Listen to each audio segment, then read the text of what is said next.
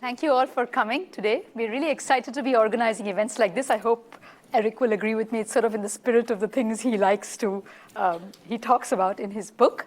At the Blavatnik School, one of our main mission is to improve government. And really, how do we want to improve government? It's by engaging, through education, through research, and engagement. And engagement is with, people like you who are from the community, who are curious about people with exciting ideas, and to engage with policymakers. We have some projects which are sort of loosely in the space that Eric is talking about in this book, which is one project is about making cities work. And that's sort of talking more about physical infrastructure, and it's talking about jobs in cities and urban housing and municipal finance and those kinds of questions. And then we have, on the other side, we have something called the government outcomes. It's the Go Lab, as we call it. And there we are interested in working with communities around the UK in terms of achieving better social outcomes. We've just signed a contract with the UK government, a 5-year contract to do better research to improve outcomes. But the one thing that neither of these projects do talk about is how, whether it's communities, and how does the physical layout of our spaces, of public spaces, how does that shape our interactions? And so I'm very glad to have somebody here who's talking exactly about that.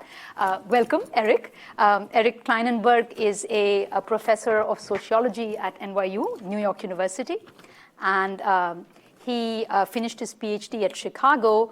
I think you are also from Chicago, if I'm not mistaken. I'm from Chicago. My PhD's from Berkeley. Oh, sorry. I don't want to offend them. Yeah, but that's right. They're very sensitive at Berkeley. But the reason Chicago is stuck in my mind is that his PhD thesis, which was a very, very successful and multiple award-winning book called Heatwave, is about the heat wave in Chicago, which happened in the mid-90s, where the mortality rates were very high, and it's a very fascinating thing, which he describes very briefly in this book as well, about how very similar communities had very different mortality rates. So, and the reasons why, and he has a really interesting perspective on that. And apart from that, the sort of building with that, he has been involved with this idea of social infrastructure and other writings that he has undertaken. He wrote this very widely cited article after Hurricane Sandy, which happened in New York a few years ago. And in fact, that article was influential enough that now he heads this thing called Rebuild by Design initiative, And this is a collaborative project which was initiated as a competition right after Hurricane Sandy. And I'm sure that the piece that he wrote in the New Yorker magazine was very influential in shaping this project. And it's basically looking at how to use research and collaborate with communities so as to build resilience and to be able to cope with disasters such as Hurricane Sandy. And so I will not take up more time. Eric does lots of other things. He is also the editor of the journal called Public Culture.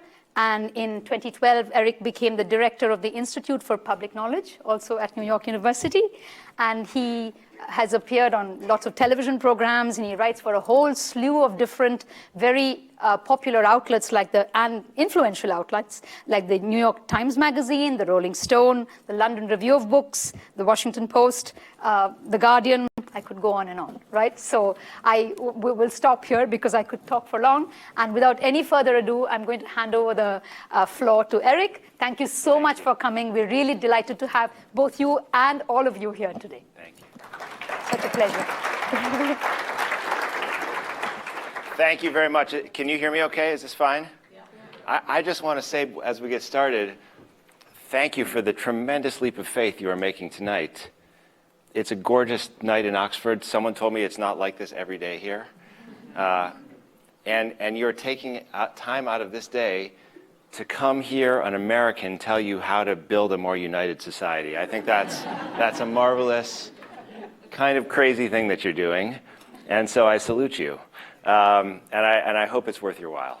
I'm going to try something different tonight. I'm giving myself a kind of I have a little bit of doubt about this because these screens are so beautiful. I'm going to try to just talk to you as a human being, if that's okay. I'm just going to talk to you. Eric, should I turn the screens off? Yeah, whatever you want to do. I mean, Whatever's... I want the mood to be right here. It's just going to be a conversation. And there will be this is going to be as low-tech an event as you can possibly imagine. And here's what I want to try to do in about 30 minutes or less. I want to try to persuade you of something, and maybe you already believe it, but I'm not sure everyone here does. I'm going to guess that we all share at least two premises coming into tonight, and you can raise your hand if you disagree with one of these things. But I think the reason I'm here is because I have kind of two big concerns about the way that much of the world works today, but especially the US and to some great extent also the UK, where I've spent a lot of time. One thing I'm pretty certain of is that this thing that we have called society for some time is broken. And the other is that the things we call infrastructure that have made modern life possible are pretty broken also. Now, you might have a strong disagreement with one of those propositions, and we can get to that later, but that's what kind of inspired my concerns about this. And so I'm going to make an argument about how to do something about this, and it's really an argument about how to start doing something about this. And I want to be clear as I make this presentation to you. I want you to know that I am very well aware of the fact, for instance, that last week was perhaps the most divisive and polarizing week in the recent history of my country. I understand that. And there are about 50 other things that have happened on the 50 days before that also felt like the most divisive and polarizing things. And I'm very well aware of all that. And I also understand that you have had some divisive times in this country as well. Fair to say? And so rather than get into the details about those things, I'm going to refer to all of them collectively as the situation. I found that to be very useful. I'm just going to call it the situation, and I want you to know that I understand the situation. I am also completely exhausted by the situation and by the conversations about the situation that really don't take us any place other than a kind of lethargic, we want to give up and bury our head in the sand kind of place. And I want to try to chart a path forward. And I know that that's a very hard thing to do because basically the feeling that many of us have right now at this moment is the house is on fire. You know, it feels like the house is on fire. And I can understand if it feels to you like since the house is on fire, I don't really want to talk about anything other than that fact. But I think that we have to. I think that we have to talk about that fact. In fact, I think the way to start to put out the fire and to see a way to rebuild comes from a specific and engaged, a concrete, collective conversation about what to do next. That's the introduction. I'm going to take you back very briefly to this first project that you mentioned about the heat wave in Chicago, because it's the first time that I started to think about this thing called social infrastructure and to understand what it meant. And the brief story here is that more than 20 years ago in 1995, there was a horrible heat wave that hit Chicago, my hometown, and lasted just a couple of days. It seemed like kind of an innocuous event, but what happened is that the cumulative toll of this heat combined with a city where more people were living alone and aging alone and getting isolated turned it into a really lethal event. And you've had a few cases of this here. Last summer, I believe, there was a fairly lethal heat wave in England, but of course 2003 was the even more deadly one in Europe. And more than 700 people wound up dying in Chicago. And you know what interested me as a social scientist, really a kind of burgeoning social scientist, because I was starting graduate school, is that the deaths were patterned. And they were patterned in some ways that are scientifically completely uninteresting. Like, for instance, the neighborhoods in Chicago on the west sides and the south sides that are African American, that are very segregated, that are very poor, those were the deadliest places to be. And you've noticed that they've been giving out Nobel Prizes the last few weeks. You probably followed those stories. I will never win a Nobel Prize for calling attention to the fact that those were the most deadly neighborhoods in Chicago, right? It's politically very important to make that observation because we know who's at risk in a disaster and we still don't really do anything about it. But saying something that's politically important is really different than saying something that's scientifically interesting, right? And that's not scientifically interesting. What was scientifically interesting is that if you looked at the patterns of mortality, some very big surprises emerged. And the one that I really called attention to in my book is that there are a bunch of neighborhoods in Chicago that demographically are just about identical. Basically fully segregated, totally African American, very poor, large numbers of older people living alone. All the risk factors are there. But the puzzle is that in some of these neighborhoods, in fact, they experienced the worst casualties in the heat wave. They were the deadliest places to be. The surprise is that a bunch of neighborhoods that look like that demographically turned out to be the most resilient places in Chicago, safer even than the very affluent parts of Chicago. The places where you've probably visited if you've spent time there. And that didn't make sense. So I decided, because the numbers couldn't tell me that story, as hard as I crunched them, that I was going to go and kind of spend time in the neighborhoods and look at street life and sidewalk life and try to figure out what happened. And what I observed, and it took a little while to do this, is that there were some similarities in the neighborhoods that were really deadly. They weren't just poor and segregated.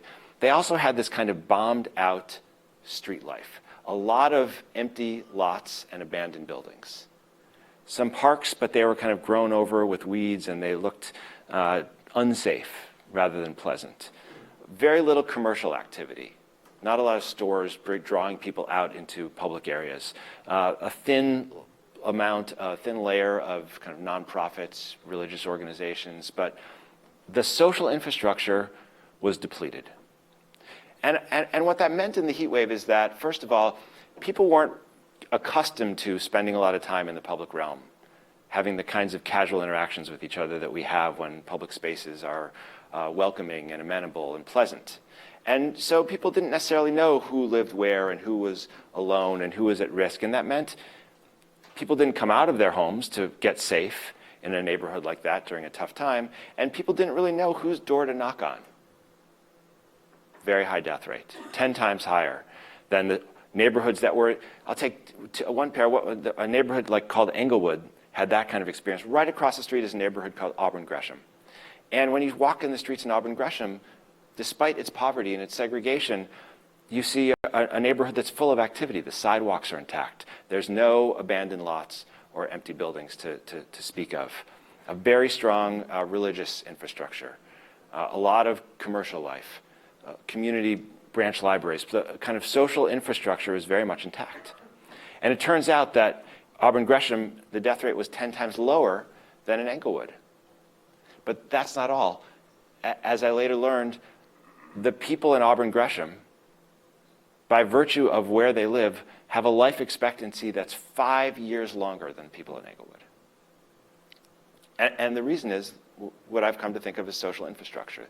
They live in a place that accommodates a kind of social life and cohesion that is protective in many dimensions.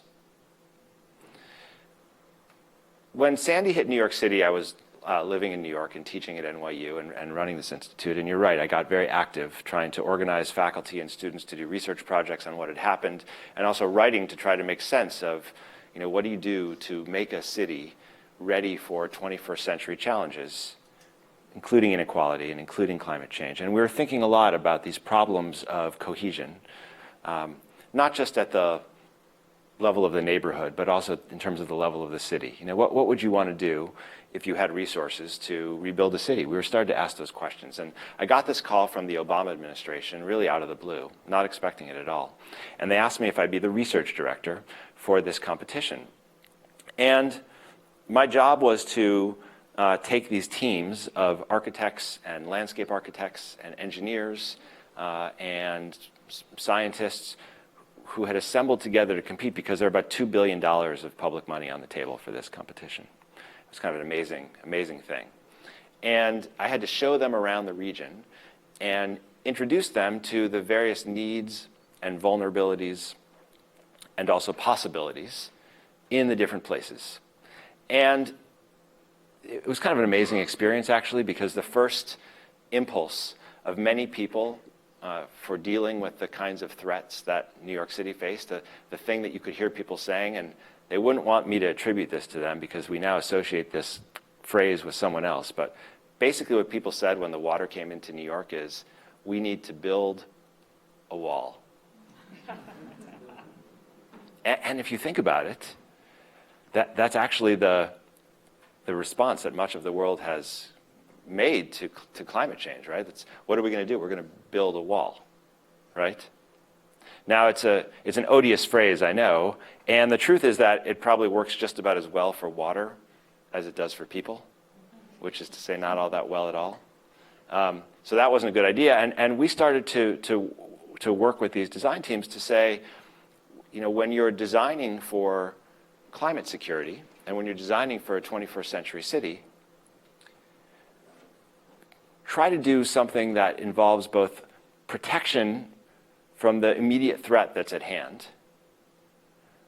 but that also enhances the quality of life every day, right? So if you're going to build a hard infrastructure system to keep the water out, for instance, or at least to reduce the velocity at which it comes in when there's a hard day, make sure you're also doing something that's going to make the city, the place, better every day.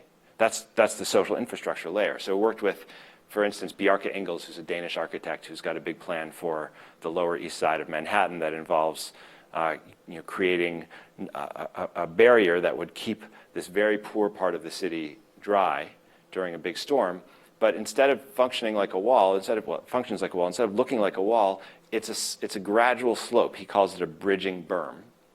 And it's now a loop that goes around the Lower East Side of the city and creates a parkland, a walking path, a bike path, athletic fields, trees. It basically creates a bridge for communities that are stranded in a very gray and concrete area and vulnerable to a whole host of things. It brings them to the water in a safer way and a nicer way. And it will protect them in the event of a major storm surge, but also 364 days a year, it just makes their lives better, right? And that is something, we failed to do that after September 11th in New York City, right? So when New York City experienced this other attack, our response was to create a Department of Homeland Security, right? If you think of the money we spent on wars, the cost of that reaction is astronomical, but even just at the level of the landscape, we built a more fortified, militarized city. We put in bollards and barriers and security checkpoints and cameras. Anyone been to New York City in the last 15 years or so? If you've tried to get into any building, you better have an ID with you. Someone in every building takes your ID, they put it into a computer. I have no idea what they do with it. I don't know what the database that they're checking your identity on is, but they're doing something. I don't really know what the point of any of that is. Maybe it's protected us from another attack, but what it has certainly done is made life every day significantly less pleasant, right? And as we start to invest in climate security, there's really another way to do it that could potentially make life better all the time. But I want to be clear also, you're probably reading a lot of naivete into me. So, first I'm even here in the first place trying to make this argument. But now I'm talking about climate. I'm fully aware that if we're not reducing our carbon footprint and mitigating that, all of this adaptation stuff is nonsense anyway. I get that. But we have no choice but to rebuild in anticipation of these threats. So one day I'm walking with this design team, a wonderful group of architects and engineers. And these are all, basically what happened is 150 teams from around the world applied to be in this competition. The government took 10 finalists, and these are like the great designers of our time. And so they're really high quality minds. And we're walking around a poor neighborhood in Brooklyn one day, and these guys come to me and they say, Eric, we really understand the social infrastructure idea. We're very excited about it, and we want to build something. We've come up with this amazing idea for a prototype, and we're going to build it into this one poor neighborhood, and we think it's going to be scalable so that if it works well there, we're going to be able to build it into a bunch of other places. And the idea is, protection from the storm, but also cohesion all the time, because we want to start to repair some of the wounds that we see in our cities, in our neighborhoods. And we're going to call this institution that we're going to build, we're going to call this place a resilience center. And I said, a resilience center, that sounds like an amazing thing. Now, I'll tell you, don't tell anyone else, but I'm a little skeptical about this whole resilience concept. It's a little fuzzy for me. I don't really know what it means all the time, but I was going to go with it anyway, and I was willing to listen to them. And they said, yeah, we're going to build this resilience center. And I said, tell me what the resilience center is going to be like. And they said, okay, here's what we're going to do. We're going to have an institution, like a building, and it's going to be in this neighborhood. And we're going to keep the doors open as much as possible. And it's a place that's going to be aggressively welcoming. You know, it's really going to go out of its way to make everyone there know that they can come in and feel at home. It's going to be a home away from home for them. And we're going to have programming so that, you know, very young people are going to feel comfortable coming in. We're going to do stuff so young people feel like it's a special and welcoming, loving place for them. And of course, if you have young people, you also need to have programs and activities and spaces for the people who care for them, so their parents or their nannies, you know, grandparents, whoever else is there. And we recognize that there's a lot of older people who are at risk for isolation, and so we want older people to feel very welcoming. It's just going to be a loving place, you know, with this kind of complex design, a lot of different places inside. And because it's going to be a resilience center, we know that communication really matters, and we're going to put computers in so people who don't have access to computers will be able to use the internet when they come there. And if you have a device but you can't afford home internet, in the US we don't have a lot of public Wi-Fi, you can come into this resilience center and you can get Wi-Fi access, and basically it's going to work all the time. And then when there's a disaster, people are going to really want to come there because they'll feel at home. And I said, that sounds like an amazing idea. I love this idea for a resilience center. And then I said, that also sounds exactly like the library. Have you been? And I don't really know what it's like here as well as I know what it's like in the United States, but we have a bit of a problem in the United States, which is that on the one hand, our libraries are kind of more lively and busy and full of activity than they have been in generations. People use them massively, and recently I've been, I published a photo essay in the online magazine Slate a few weeks ago that shows like a day in the life of this one library on the Lower East Side. It's extraordinary, the amount of activity. It's like the libraries in New York where I live now, but also in many cities. They do English as a second language classes, they do citizenship classes, they do book groups for older people, they do arts classes for kids. They do early literacy programs. They do multilingual literacy programs. There's this incredible array of programs, right? They're full of life. But if you talk to the people who run big government agencies, if you talk to the great philanthropists of our day, if you talk to the business elite, they will tell you that the library is an outdated institution. This summer, the magazine Forbes published an article in which an economist said that the library is an obsolete institution. That if you try to do the cost-benefit of an analysis for a library, as any good student in this school would learn how to do, it just doesn't cash out, The proposal he made is that instead of having libraries, we should knock them down and put in Amazon shops. Because let's face it, we live at a time when we look to technology and to the marketplace to solve our problems, right? So why invest public resources in a place like a library when everyone knows that you could just go on your phone and get everything that you need, right? More information than has ever been available to us before, right? Why do that? And I can't say that I blame the economist who wrote this article, because that is very much the spirit of our time, right? He was writing into the zeitgeist. And in fact, the library, as we know it, it's very much against the zeitgeist. I mean, imagine that the library didn't exist. Imagine we didn't have a social infrastructure like the library, and you were asked to go before the British Parliament and make a presentation in which you argued every human being we have here should have a place where they can go, where they're welcome all the time, and they should be given in this place free, unencumbered access to their shared cultural heritage by virtue of their humanity. And let's be clear, they should be given this regardless of their age or their ethnicity or their social class, regardless even of their citizenship status, right? They are entitled to this because they're human. Do you believe that our societies today could come up with and then support in any meaningful way a proposal like that right now? I mean, I don't see it coming out of my country at this moment. I hope you could do it here. But you know what was interesting? That article, when it came out, did not get retweeted by 40,000 people who thought it was great. You know, instead what happened is the librarians of the world united, and many of us regular people did as well, and people, you know, responded to say, this is absurd. You know? It was as if like they had been told to eat their young. It was absurd. And in fact, people were so loud and so forceful and so articulate in their defense of this public institution, it was somewhat rousing, I would say, for 36 hours. You know, you felt like you had hope in life. And Forbes took the article down.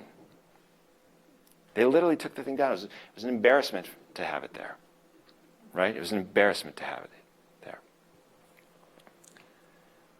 I wondered when I saw that if maybe it wasn't time for a more spirited defense of the places where we gather, the sacred gathering places that make so many people so much better off and that are only possible if we kind of stand up collectively and remind people who run our government and our philanthropies and our businesses that these things have value, enduring value. Now, to be clear, I'm somewhat skeptical that the business guys and the philanthropy guys are going to save us on this. You know, I mean, maybe someone's going to. So the book is called Palaces for the People, right? And the reason it's called Palaces for the People is because that was the phrase that Andrew Carnegie gave to the library.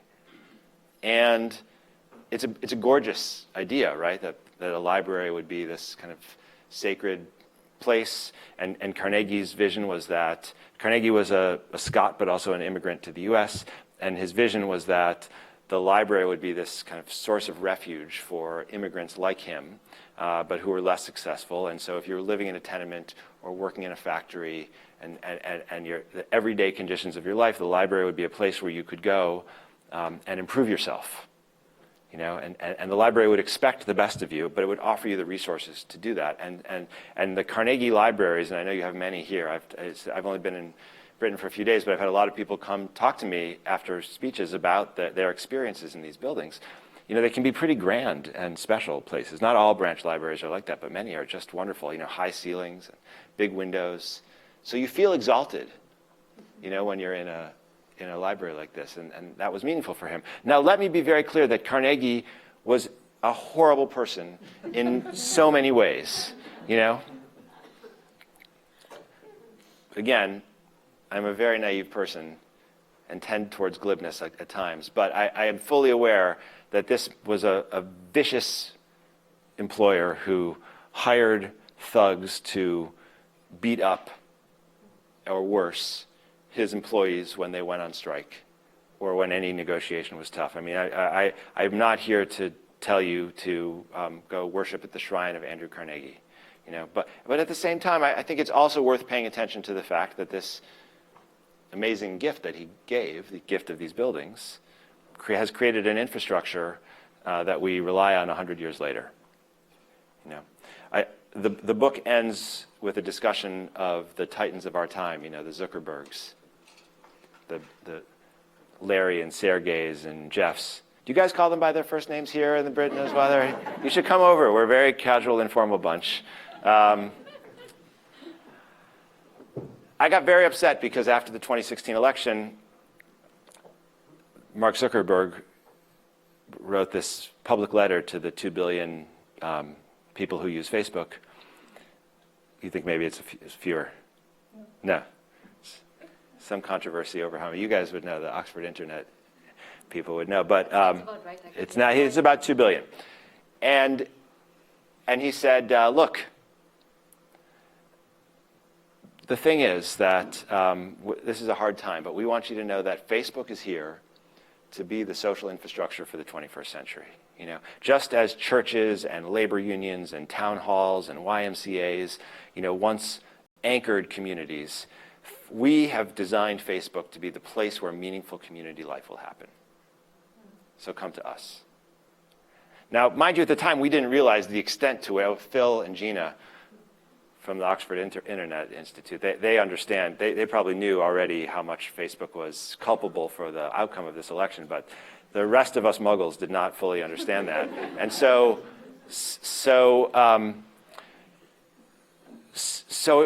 it felt two-faced, anyway. And why did it feel two-faced? I mean, first of all, whenever someone says, I have the solution to the problems of community and democracy and involves, buying my product, you should be very skeptical. I realize it's somewhat awkward to say that while the books that I just wrote are being sold outside, so obviously there are certain exceptions to that.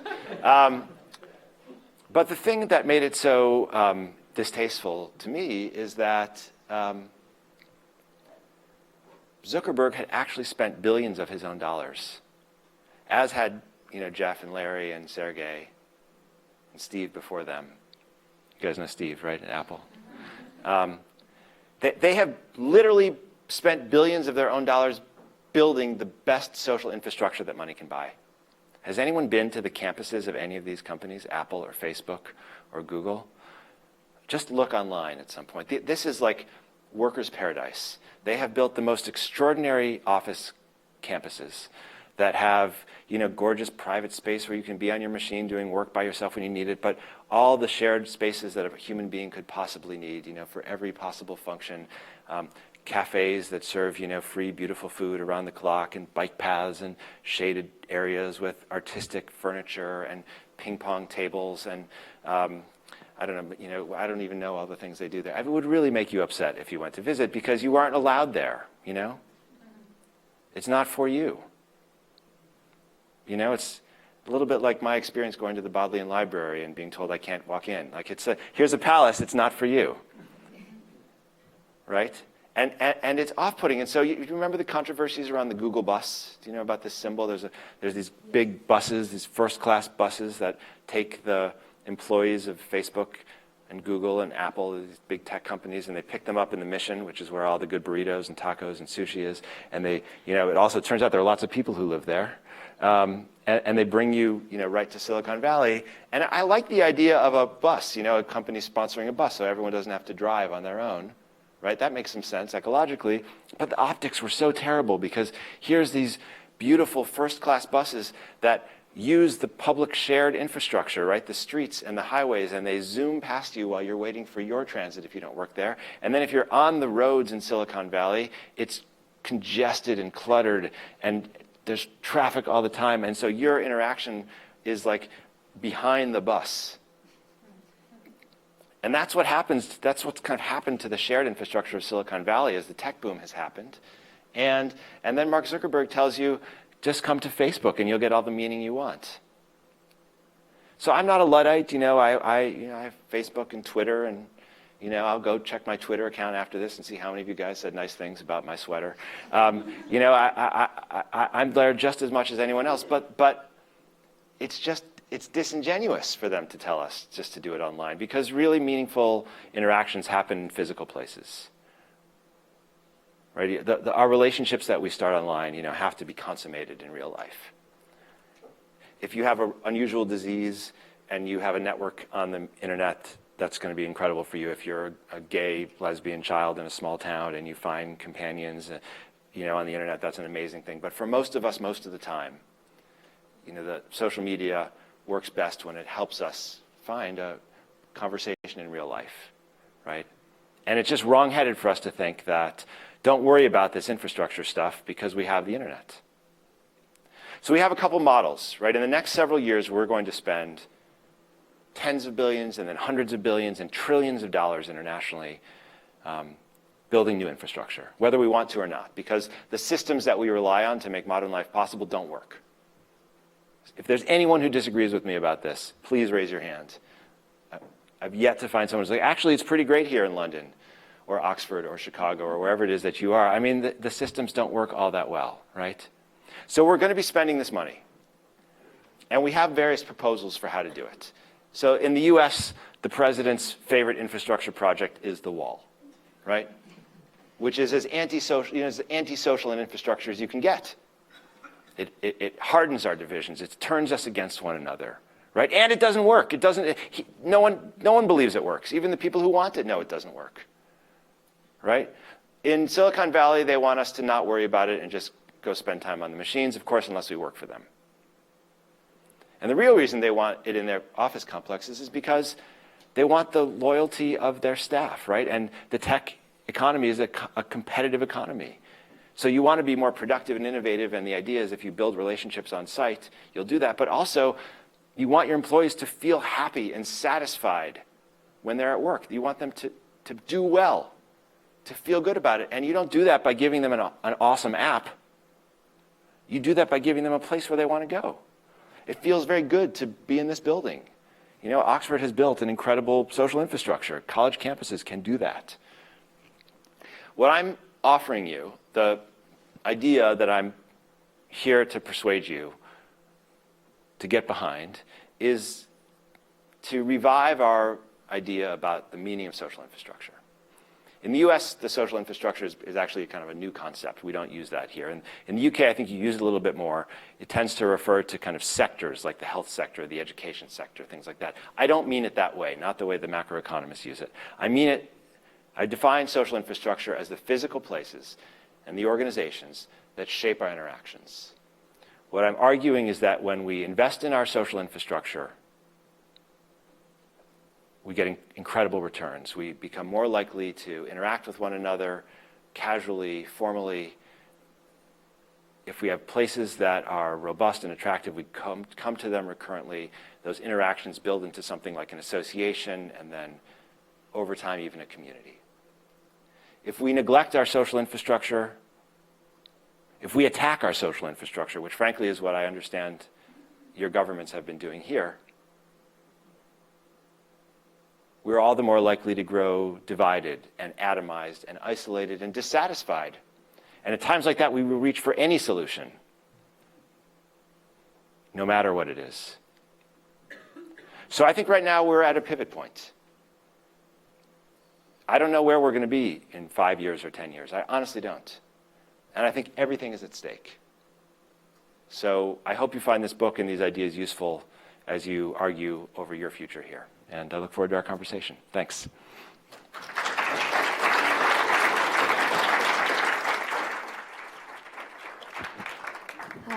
Do we have a mic available? Yeah. Thank you. We're going to sit down? Yes, yes. I'll come and sit down. I just wanted to check. This feels very civilized now to sit down here. Thank you for that. That was a delightful description of your book. And I have to say that I was, as an economist, and by the way, I never introduced myself.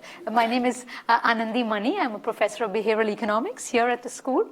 And I think I was really struck by the range of innovative ideas. I learned everything from floating things in Bangladesh, which double up to floating schools in Bangladesh. Yes, and police centers becoming, police stations becoming community centers. That was a new one. That was a radical one. Yeah, the Polis station. It's the architect Jeannie Gang. Yeah, it's a brilliant architect. Yeah. So I learned a lot of cool ideas. I would like to welcome the audience I would like to throw the floor open. I mean, this is a conversation, like Eric said. And so could I request you to put your hand up, whoever has a question to ask to our speaker, and then, sorry, what is your name? Amanda. Amanda's here to offer you a mic to ask your questions. Yes.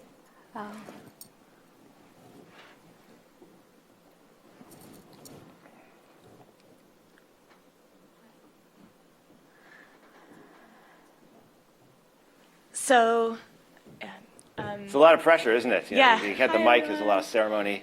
No, relax. It's going to be fine. It's kind of a layered question, so I'm trying to figure out how to approach it. But the reason I'm here at Oxford to study in the first place is because I believe society and cohesion are important. I grew up in Europe. I lived in the United States, in LA, San Francisco, Philly, where I went to school. And there's a lack of the infrastructure that you're describing. Where I'm a little bit at a loss is first of all, how do you convince people that it's important? And that has to do with cohesion. And then second of all, who builds it? I worked for a Mark Zuckerberg type character in LA building social infrastructure. Yeah. And Can you bring your mic a little closer? Building social infrastructure. And I'm kind of worried that we're describing Carnegie as a good character as well as a problematic character, and the same thing with Mark Zuckerberg. He's building Facebook's infrastructure, but on the other hand, in East Palo Alto, he's also building schools. So there is kind of a reprivatization of social infrastructure. Whose responsibility is it? So two-pronged. Yeah. How do we convince people that this is important, and then who is to provide it? Yeah. I'm trying, you know, I want to start. I don't think that we appreciate the value and impact of social infrastructure. In fact, you know, if you spend time in the US, you know that that concept does not even exist, you know. And I recognize that there is more of a conversation about social infrastructure in other parts of the world, but again, I mean it somewhat differently. And so, you know, what I have done in my own research is to examine and try to learn about the effects of social infrastructure in realms of life that we didn't think it mattered for, right? So that was the project that began with this book about the heat wave, in which I think what I was able to document is that social infrastructure literally makes a difference between life and death in extreme cases. And it's not just the extreme case, it's a remarkable thing for me as an urban sociologist that the context, the physical context in one neighborhood can account for 5 years of extra life compared to the one across the street. You know, it's not, and again, it's like they're 99% African American. They are both incredibly poor. They have very similar demographic profiles. Like you can't, like I challenge the economists to go in and find the characteristic of people that explains that. And what explains it is the social infrastructure, okay? It's an amazing thing. There's a chapter, I'm going to indulge you, your interest in Philadelphia, to tell you there's a chapter in the book that looks at what I consider to be one of the most exciting social science experiments happening in the world right now. It's in Philadelphia. Philadelphia, like Chicago, like many post-industrial cities, has tens of thousands of abandoned properties. Empty lots and abandoned homes. And these properties are sources of blight for the neighborhood, but people who live around them have thought for a long time that they're actually dangerous. You know, that they degrade the quality of life in many ways, not just aesthetic. And this team of researchers, led by an epidemiologist named Charles Brannis, started working with the city of Philadelphia and a horticultural society that knows how to work the land. And they got permission to run an experiment where there's about 50,000 of these properties in Philly. They took thousands of properties and they invested a few $100s in each of them. They randomly selected them for treatment. And the treatment is, if it's an empty lot, you put up a wooden post fence, low-lying wooden post fence. There's a photograph of it in the book. You mow the lawn, you pull out the debris and the weeds, and that takes some work, you know, but you can get people to do the work. You plant a tree, you put in a bench, pocket park, nothing fancy. We're not talking about Hyde Park, okay, like a pocket park. And if you have an empty house, an abandoned house, you really board it up and seal it so that it can't be used by squatters or anyone else who's involved in untoward things. And they wanted to see what happens in those blocks compared to the blocks where you don't treat anything. You know what happens? Gun crime goes down 39% around the treated houses. Less, but something significant around the empty lots. And the gun crime reduction lasts. And you know what's a couple more things that are surprising? First, it doesn't just pop up in the next block over, which is what you'd expect, right? But it doesn't, because it turns out that a lot of, you know, we've thought of crime as being about individuals and their criminal disposition. But the truth is a lot of crime is situational. So even if you're disposed to commit a crime, you're only going to do it in certain places, in certain conditions. And if you change the situation, the crime might not happen. It just goes away. And that's what they've observed in Philadelphia. That's the first amazing finding. That's social infrastructure. That's an investment in a physical place that transforms quality of life, right? Without putting anyone behind bars, without stop and frisk, without generating distrust. I read this article in The Guardian today about this surge in arrests and claims of discrimination against blacks in Britain by the police. When you fix up a place, if you fix the broken window, you get this amazing result, right? But that's just the beginning, because it turns out also, if you live in a neighborhood like that, when you walk by an untreated abandoned lot, a building or empty lot, your heart rate spikes. Why does your heart rate spike? Because you're stressed. What happens if you're stressed? You have a higher incidence of a whole number of diseases, right?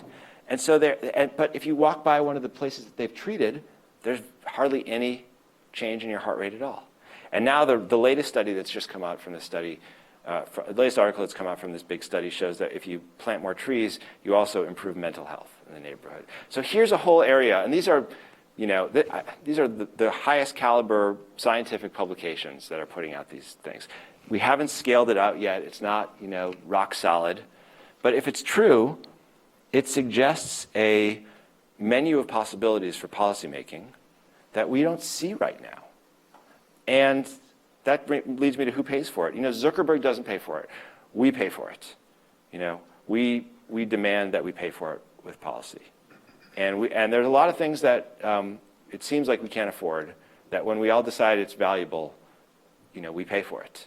Like we pay for police, and you pay for police here. It suggests to me that there's some slack in the budget. There's a hand over to the left that came up right away, I saw.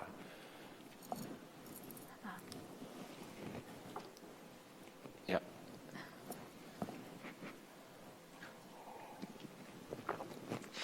Hi, my name is Danny. I'm a doctoral student from New College. And you were using language that struck me as religious. Sacred spaces, you feel exalted when you walk into a library. And so I wanted to give a parallel, a religious parallel, and see if you can divine any insights from that, I suppose. That was very clever. Thank you very much. I prepared it minutes ago. Los Angeles, about 20 years ago, built this enormous, the Roman Catholic Archdiocese of Los Angeles built this enormous cathedral, the kind of thing that was built in the States, of course, hundreds of years ago, and in this continent many more hundreds of years ago. But you don't normally see these enormous, opulent churches go up anymore. And this is a source of enormous controversy because the church also counts as its mission care and feeding of lots and lots of poor, underserved people who are deprived of basic necessities at home, essentially. And that this was thought to be an enormous sink of money and a material excess. If you have such a hard time convincing, we can leave all the politics of the church aside here, some, I think, genuinely well-intentioned people of the idea that this is a better way of caring for people than putting food on the table, what hope do we have for the rest of us here? Well, I mean, look, there will always be excesses, and I think we will always, find people who want to build, bigger palaces than are necessary for vanity, or maybe there's a belief that, that will inspire more religiosity and more commitment, which will yield, more giving. I mean, in my country, Harvard and Stanford keep on building, and the more they build, the more billionaires want to get in line to give to them. So, I mean, there might be a behavioral economist in the room who could justify this decision, but it's not going to be me. What I will tell you is that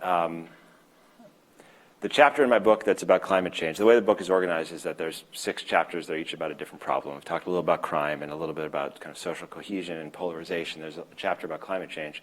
It begins with the story of a small church community in Houston, Texas, an evangelical church community that was an all-white church, and the neighborhood started to change because a lot of immigrants came, and a bunch of the members of the board at the church said that they wanted to just move the church to the place where the white people were moving, and they needed unanimity on the board to do it, and 1 or 2 members of the board said, we're not doing that, the church has to change. So it became a church with an avowed purpose of being a multi-racial, multi-ethnic congregation. And when Hurricane Harvey hit last year, this congregation kind of bonded together and they staged a relief drive and they reached out to help people who had dire crises.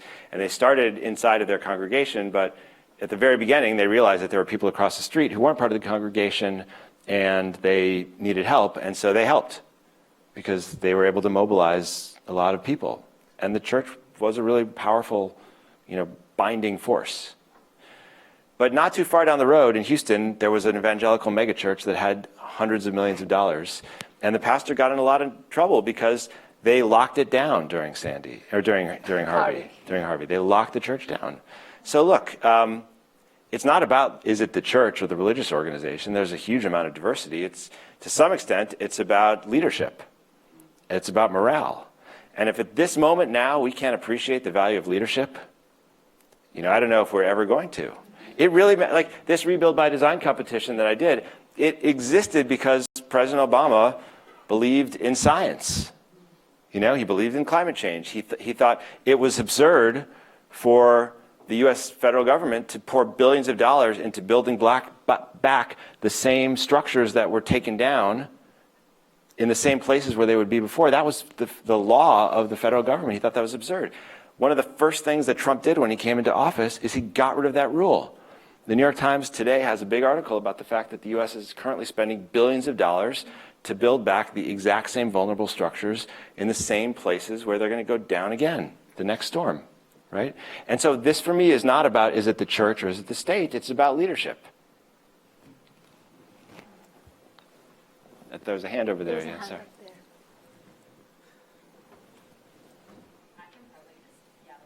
It's probably better to wait a second. Right behind.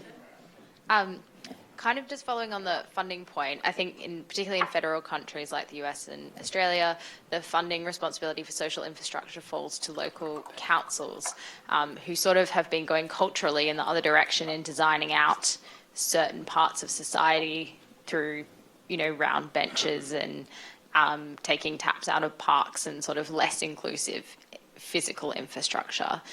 Is your solution to try and change the culture of local councils to convince them that they should be attributing part of their funding there, or do you think it's only a philanthropic solution? It's not a philanthropic solution. I mean, I would be happy if Zuckerberg said, hey, I've got $20 billion, I'm going to put new libraries in every community. I would throw him a high five. But I don't think the philanthropists are going to save us. My assessment of the behavior of the big philanthropists is that often their solutions, serve them as much as they serve us. And I'm just not looking, if it happens, it's great. And I think the philanthropic sector could play a role, but they're not accountable to anyone and they have an extraordinary amount of power and influence. And I'm concerned about that fact, their capacity to steer all of us, including those of us who work in universities who are often chasing the money, So I look for a public solution, and there's different societies that have their governments organized in different ways. Local councils, I think, can do more in some states than in others, in some nations than in others, depending on their autonomy, depending on their resources. One of the things that we're seeing now around the world is this idea that cities are going to become the sites of innovation, and we'll find kind of the better solutions for the problems of our time in cities because the urban leadership, mayors, nonprofits, they're more engaged with real life. The national figures are able to be ideological. And on the one hand, that's very compelling. And you do find, in New York City, extraordinary examples of things that are, good and useful and that can be scaled up. And so those smaller projects are really important. The jury's out as to whether this will really work, though, because they have quite limited resources compared to the big federal government. So any wholesale investment in infrastructure in the U.S. is going to need federal support over time.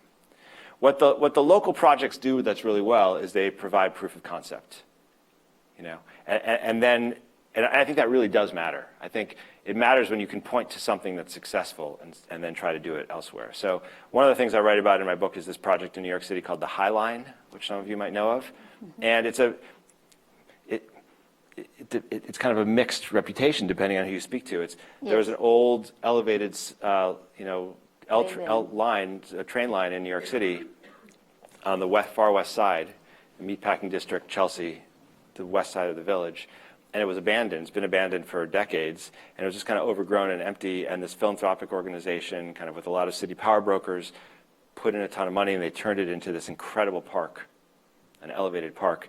And it has sparked like remarkable gentrification and development. I mean, billions of dollars. And so it's on the one hand this kind of amazing example of how you take a dead infrastructure and you convert it into a social infrastructure, and you build a place that's pleasant and that generates kind of value. And so almost every city on earth is trying to do its version of the High Line right now, right? Literally, Yes. It's because of this one model, which is a very recent model. But the danger there, and this is a danger about social infrastructure in general, which I want you to know that I'm fully aware of and concerned about, is that if you just kind of invest in social infrastructure and you don't have some other set of policies to deal with the unintended consequences of lots of people loving a space, you can very easily get kind of runaway development and gentrification. And then the people who live there get bounced out, right? And that can be, and that's an issue that we've been dealing with in this Rebuild by Design competition on the Lower East Side, because Bjarke Ingels developed this incredible piece of property, this thing called the Big U, and it's going to go up, and now people worry that there's going to be even more pressure for displacement. And if you just do that and you don't have related policies that help people stay where they are, you can do damage. So I guess this is a good point for me to make this point more clearly. The argument is not that social infrastructure by itself is going to solve our problems. It's that it's the best and maybe even the only first step available to us right now. That we kind of have to start there, and then we're going to have to do a bunch of other stuff. But I don't see a way to move out of this situation. I don't see a way to move out of that outside of building these places.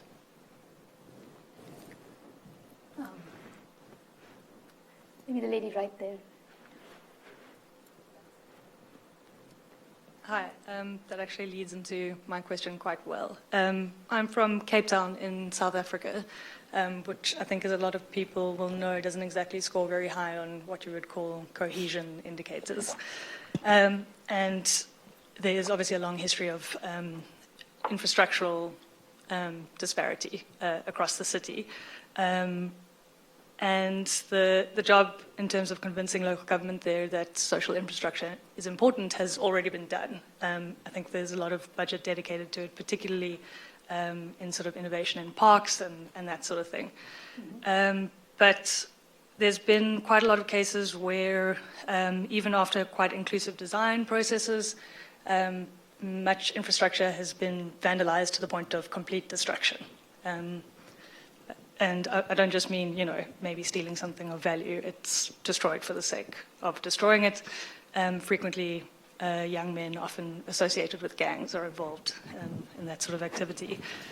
And in the sort of darker philosophical moments, you start to wonder if this is, in fact, a complete rejection of any state intervention into these neighborhoods. But my thought is kind of, you say social infrastructure is a first step, but in those communities, it seems a few steps ahead rather than a first step. Are there certain baseline conditions that need to be in place for communities to use social infrastructure in this way to actually build cohesion? What other sort of steps could be taken to prepare communities for that sort of thing? Yeah, I can't say that it's such a sharp observation, and I can't say that there's preconditions for it, because I think you want to have it in South Africa, just like you want to have it in Chicago. And you don't say like, okay, well, when you guys can prove that you get along a little better, then we'll put in the park for you. That would be a losing strategy. Maybe you need to figure out how to protect it in some way, and maybe you need to rebuild it, based on your expectation that it could get knocked down. There's a story in the book I tell about Chicago, which is in some ways, like Cape Town. The weather's not as good, but the segregation is pretty similar. No apartheid, but segregation is extreme. So I grew up in this neighborhood called Old Town, which is in the beginning of an area called Lincoln Park and close to the Gold Coast. And very near this neighborhood, which is a kind of gentrifying neighborhood when I was a kid, was this notorious set of housing projects called Cabrini Green. which is famous, world famous, and completely African American, very poor, very violent. And there was a kind of border area with an outdoor playground, public school, that had a basketball court. I love basketball. It was a couple blocks from my house. And it was like one of the few places in my area where black kids and white kids played together. And there was some like bit of a scene. And it was a powerful place for me. I spent a lot of time there. And at some point in my childhood, people started taking down the basketball hoops. And I got really angry. And, you know, there's a lot of racism in Chicago. And people in Chicago, I was a kid, you know, 9, 10 years old. And what I heard is that, like, the black people in Chicago are committing all these crimes, you know, and they're a real problem. And so, of course, my presumption was that, you know, black kids from the projects were coming into this gentrifying neighborhood and taking the basketball hoop down. You know, an act of vandalism. Gangsters were doing it, you know. One day I was over at the house of a friend of mine who lived in like one of the nicest houses in the neighborhood. And he said, you know who's taking the basketball hoops down? And I said, no. He said, my brother and his friends. Because then the black kids won't come in anymore. The solution's not to stop building the basketball courts, you know. You need to have the basketball courts. And it's often surprising, you know, who wants to attack those things. You know, very different scale. What Assad has been doing, a recent study I just read has established, is taking out, bombing the social infrastructure, the civic infrastructure in Syria. Because, you know, you can kill people, but what really kind of destroys the soul of a community is when you take away the places where people gather. You know, the marketplaces, the schools, the hospitals, like those kinds of places. It's a tremendously powerful thing. If you want to kind of create a dispirited public, that's what you do. So is it a surprise that people who want the society to be governed around markets, you know, also want to take away the library? You know, Trump's proposals for the education sector, for the libraries, for the parks, would just destroy all those things. And that's very smart, but I don't think we should let them. Maybe we could take a couple. No, do you were you going to say something? I was going to ask you a question, actually. Yeah. Sort of, you know, connecting to what Yeah. the lady was talking about. You know, when you gave the example of the libraries earlier, you know, and having lived in the US for a while, I sort of know that there's really quite a range of activities that are, you know, encouraged in the libraries. And when you give this example of the basketball courts, for instance, right? I mean, the reason that somebody was taking the hoops out was because they didn't want kids from a different community coming there.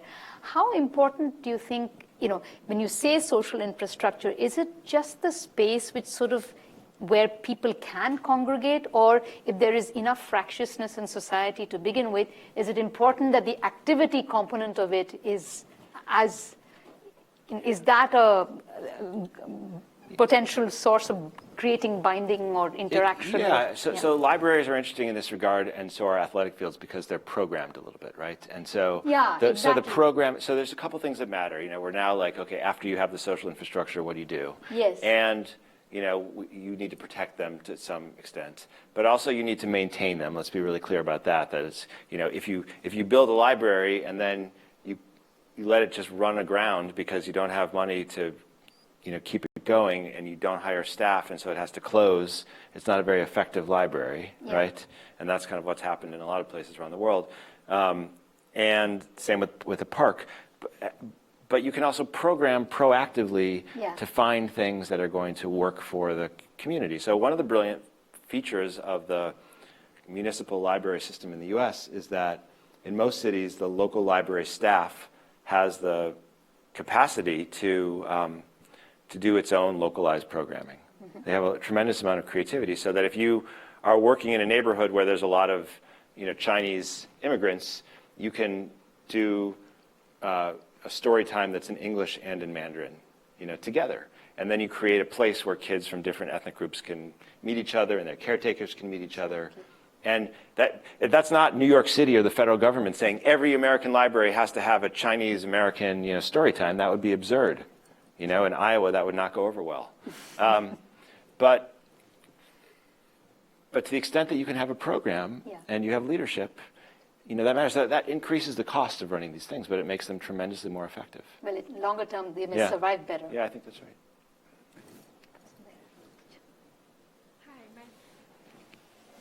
I feel like this side of the room has been very neglected tonight. Hi, my name is Alexis, and I'm a master's student here. Thank you so much for your talk. I was wondering, kind of going off your last point on the importance of local input into the programming, have you explored local input into the spaces themselves? So I'm remembering you saying about the epidemiologist who is in Philadelphia going around, but I'm just wondering, like, the extent to which you've looked at things that are community engaged, and if you've seen those projects to be more effective and maybe less prone to vandalism or more socially cohesive in themselves. Yeah, so in the Rebuild by Design competition, the way we did it is that we had this 9-month process where we selected teams, or really the Obama administration selected teams based on their kind of mission statement and their composition, but they didn't come with a pre-existing design and then kind of jam it into a community no matter what. There was this 9-month process that had 3 months of research, 3 months of outreach, and then 3 months of design.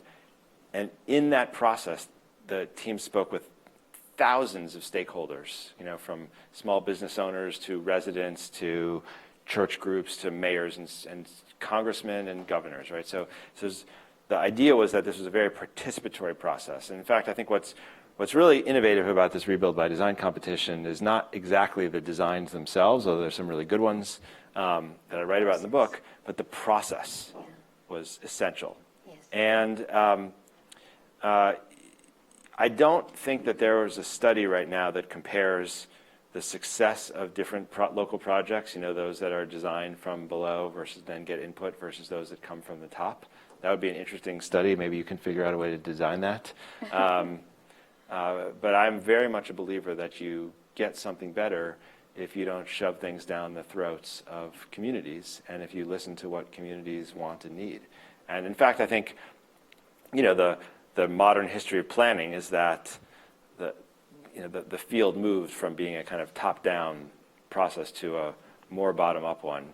And now the really meaningful question is how do you have a more meaningful participatory democratic process so that it's not like local democracy can often mean the loudest guy in the room holds sway, and you kind of don't want that to happen either. So we work with some tech people, and maybe you guys would be interested in this, like who are coming up with these new programs to try to generate a more democratic process using technology where there's different routes for people making making contributions. Yeah.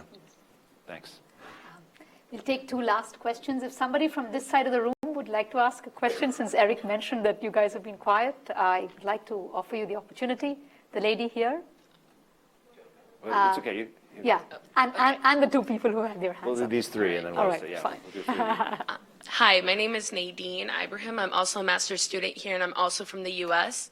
My experience is a little bit different. You all are mentioning a number of large cities. I grew up in a really small rural community out in northeastern Colorado. So the idea of social infrastructure there seems very difficult, where people live miles apart from each other. But my question kind of more so rests in, you were just kind of talking about a community participatory process and really constructing what this idea of social infrastructure is. And I'm wondering if in that experience you have found communities, like how long has the process been for communities to feel like that their voices are valued and to see an importance within that? I worked recently for a local police department, and in the process of hiring the new chief, they asked for community input. And they created these community input meetings in a number of different community centers where people can come to, that people were used to going to as well. But the thing is people didn't feel like they should go and contribute to that process. They didn't see any value in doing so and just knew at the end of the day that whatever was going to happen was going to be whatever the mayor decided on. And so I'm kind of curious in what has your experience been in like building value within these communities that have been so disenfranchised and facing gentrification among a number of other social determinants of health? Thanks, I get it. So let's do two more, and then we'll. Yeah. Sure. We can collect some. Yeah, shall we collect the questions? Very quickly, I was born in the United States but lived my adult life in Europe, and I always felt that the United States is sorely lacking in social infrastructure, but it has perhaps exported one form, which I find a dubious form, but undeniably the shopping center. And I often felt that in the United States, the shopping center was the sole form of social infrastructure in many cities. And I'd be curious to know if you think that it produces more benefits than disadvantages or vice versa. I won't tell you what my opinion is. I think you did just now, but okay. Yeah. All right, well, let's do one more question here. This gentleman's had his hand up for a long time. Yes. Thanks very much. I live in a small town, a relatively affluent town called Abingdon, about 5 to 10 miles south of here. So it's about 35,000 people. Would what you're proposing, or what you've quoted as happening in the big cities, work for going on to a small town? And just two comments about the planning system in the UK. It is broken in two ways, in my experience, because they identify areas to be developed, and there's a negotiation between the council and the developers and the stakeholders. And there's two failures. One is they're just not building enough houses, full stop. Right. And secondly, it's always an argument about affordability. So more money that goes into, obviously roads happen, but what goes into community centres and libraries, there's an argument about how much they want to make profit on the houses. So that tension. So the two questions: can you do it for 35,000 small town? And secondly, how do you fight the tension with the developers? So it's a similar question to the first one. I'll just kind of go between your three questions. Small towns have social infrastructure that are vital. I mean, if I ask you both, where are the places where people come and gather? Maybe it's like a little bit different than the neighborhood playground, but is there a common athletic field or a town hall, a state fairground, a church? I mean, there are vital social infrastructures. We all know where those gathering places are, and we also, have experienced what has happened to them. And let me be mindful of where I am. I mean, the pub has been a great source of social infrastructure, and a commercial one, if not a shopping center. And the pub has had to withstand the same challenge of the superstore, that does everything, and the kind of big eateries, just as small businesses have around the world. And so I think our social infrastructures have been threatened, and they have evolved, and I think they've become more market-based, big market-based, the big shopping centers, which kind of attract everyone in. That's clearly not just an American phenomenon. So I guess, on this, I think there's not a one-size-fits-all solution, and smaller places have a different set of social infrastructures, but some of them are very similar. Now, the thing about this question of distrust is important. And if a planning team comes into a community, whether it's urban or suburban or rural, and says, we really want to hear what you have to say, please tell us, and then you go through this process, and at the end they do the same damn thing that they were going to do when they got there, which is a thing that happens, right? And that there's a lot of history that happens. Everyone feels even more burned out and alienated, right? It's like a fake feminist guy. It's like, really? After all, you said all that, now this, right? And so you can't do that. And when is it enough? Like, when does it end? It never ends. The process never ends. That's the point of democracy. It's not like, oh, yeah, now you've had an adequate amount of input. I mean, if you're building a building, at some point the building gets built. But then the building gets adapted. And the meaning of the building changes. And so, like in this Rebuild by Design competition, we have to work on this gentrification problem on the Lower East Side because they're really worried. And people bought into it and they wanted it, and now it's up, and it's not up, but it's like it's about to go, and there's more anxiety. And so we've been through the conversation. We came up with some plans that were acceptable to everyone. It's not like they can now say, or we can say to them, oh, sorry, you don't get to have any more input because you've already signed off on it. We continue the conversation. It becomes about the next thing. And it's healthy that it goes on forever. Let's end on the shopping mall. You know? We all feel the same way about the shopping mall. It's not the best place. I mean, it's not a horrible thing, the shopping mall altogether. Like, there are good things that happen in shopping malls. And when I observed this thing in Chicago, one of the things that was really interesting is the mark of vitality. One of the marks of vitality in the neighborhood was that it had like a busy commercial strip. You know, it wasn't like a traditional mall. It was like a bunch of mom and pop stores and, you know, barber shops and diners. And we like these things. We call them the third place, you know, the great good place. And there's a kind of romance about the pub or the coffee shop, right? Maybe some of you caught this thing that happened in the United States this summer. We're going to go back to Philadelphia. A couple African-American guys go to meet a friend. They're sitting, waiting for him in the Starbucks. They're waiting about 10 minutes, and the baristas are like, well, you've been waiting for too long. I'm not going to kick you out. I'm going to call the police. And so these two African, do you guys see this video? Did it make it over here? So these two African-American men who are just sitting waiting for their friend. You know, they're not threatening anyone. They're not giving anyone a hard time. They're about to have a meeting. They get arrested for sitting there. So what does that tell us? Okay, Starbucks are awesome, right? Like, it's great to have a Starbucks, but they're not awesome for everybody, right? A bunch of people would never even sit in the Starbucks to begin with because they can't afford the coffee. And they know, even if they could get the money, that they look at Starbucks and they think, that Starbucks is not for me. In gentrifying neighborhoods, that's what happens. All these places come up, and people who live there are like, I know that's not for me. I'm not welcome there, really. Nobody wants me there, yeah? So then, there are places where you can come in if you have money, but if you don't immediately pay up, this is so unlike the library.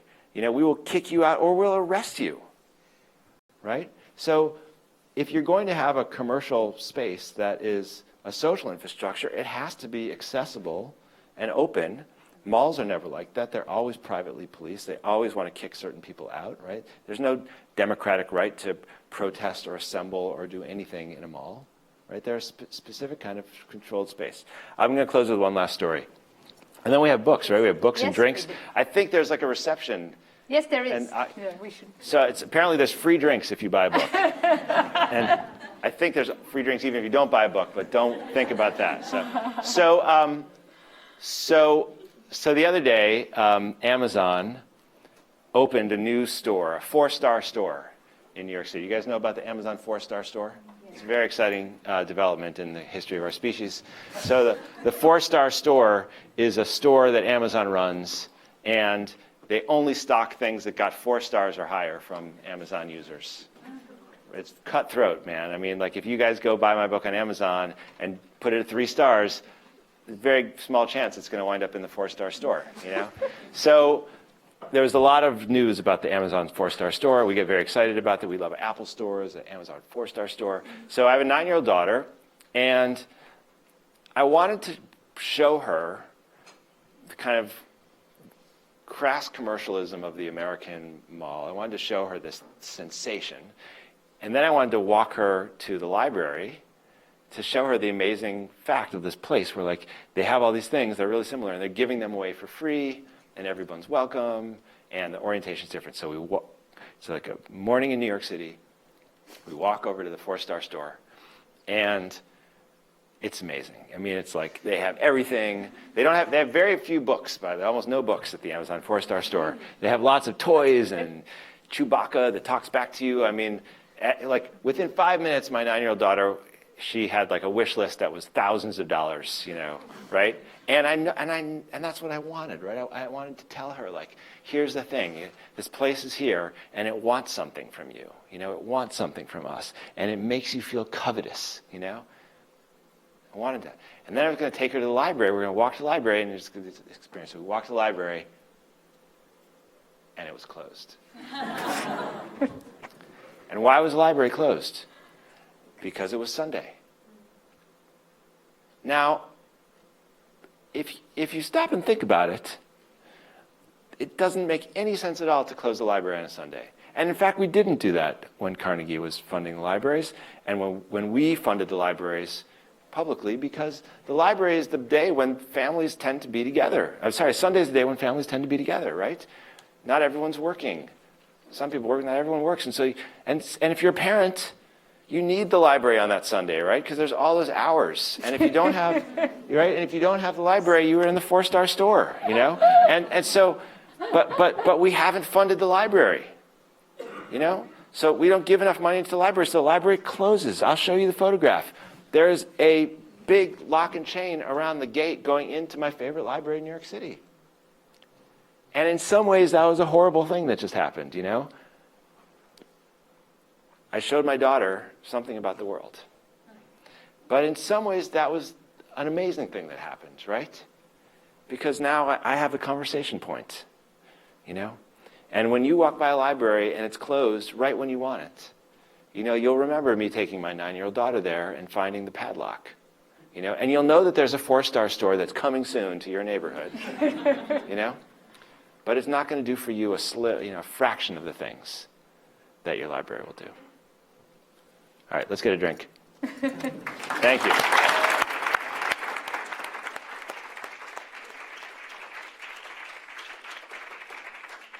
Thank you so much. This is an ongoing